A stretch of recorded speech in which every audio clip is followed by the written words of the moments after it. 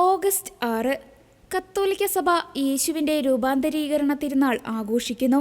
പീഡാനുഭവത്തിന് തൊട്ടുമുമ്പുള്ള ദിവസമാണ് ഈശോ താബോർ മലയിൽ രൂപാന്തരപ്പെട്ടത്.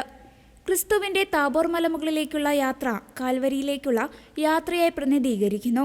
Latin പദങ്ങളായ trans ഫിഗുറ എന്നിവയിൽ നിന്നാണ് ട്രാൻസ്ഫിഗുറേഷൻ എന്ന വാക്ക് ഉത്ഭവിച്ചത്. രൂപാന്തരീകരണം എന്നാണ് അതിനർത്ഥം. യേശു തൻ്റെ ശിഷ്യന്മാരായ വിശുദ്ധ പത്രോസിനെയും സബദിയുടെ മക്കളായ വിശുദ്ധ യാക്കോബിനെയും വിശുദ്ധ യോഹന്നാനെയും കൂട്ടിക്കൊണ്ട് താബോർ മലമുകളിലേക്ക് പോയി. അവിടെ വെച്ചാണ് യേശു മഹത്വത്തോടെ രൂപാന്തരപ്പെട്ടത്.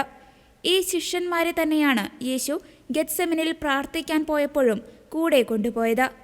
യേശുവിൻ്റെ രൂപാന്തരീകരണത്തെക്കുറിച്ചും രൂപാന്തരീകരണ വേളയിൽ അപ്പസ്തോലന്മാരുടെ വിശ്വാസം വർദ്ധിച്ചതായും സുവിശേഷ ഭാഗങ്ങളിൽ പറയുന്നുണ്ട്. മലയിൽ വെച്ച് യേശുവിൻ്റെ മുഖം സൂര്യനെ പോലെ വെട്ടിത്തിളങ്ങുകയും അവൻ്റെ വസ്ത്രങ്ങൾ മഞ്ഞുപോലെ വെളുത്ത് കാണപ്പെടുകയും ചെയ്തു.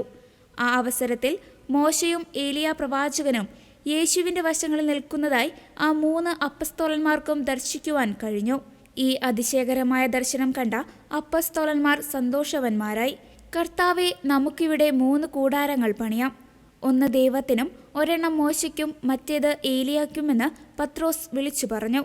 പത്രോസ് ഇപ്രകാരം പറഞ്ഞുകൊണ്ടിരിക്കെ പെട്ടെന്ന് വെളുത്ത തിളക്കമുള്ള ഒരു മേഘം സ്വർഗത്തിൽ നിന്നിറങ്ങി വരികയും ഇപ്രകാരം ഒരു സ്വരം തങ്ങളോട് പറയുന്നതായി അവർ കേട്ടു.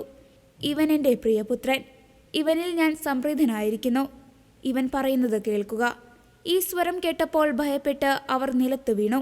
ഉടനെ യേശു അവരുടെ അടുത്ത് ചെന്ന് അവരെ സ്പർശിച്ചുകൊണ്ട് എഴുന്നേൽക്കുവാൻ പറഞ്ഞു. അപ്പോൾ സാധാരണ കാണുന്ന യേശുവിനെയാണ് അവർക്ക് ദർശിക്കാൻ കഴിഞ്ഞത്. തൻ്റെ സഹനങ്ങളെയും മരണത്തെയും കുറിച്ച് യേശു പ്രവചിച്ചപ്പോൾ അസ്വസ്ഥരായ ശിഷ്യന്മാരെ ധൈര്യപ്പെടുത്തുക എന്നതായിരുന്നു അവിടുത്തെ രൂപാന്തരീകരണത്തിൻ്റെ ലക്ഷ്യം.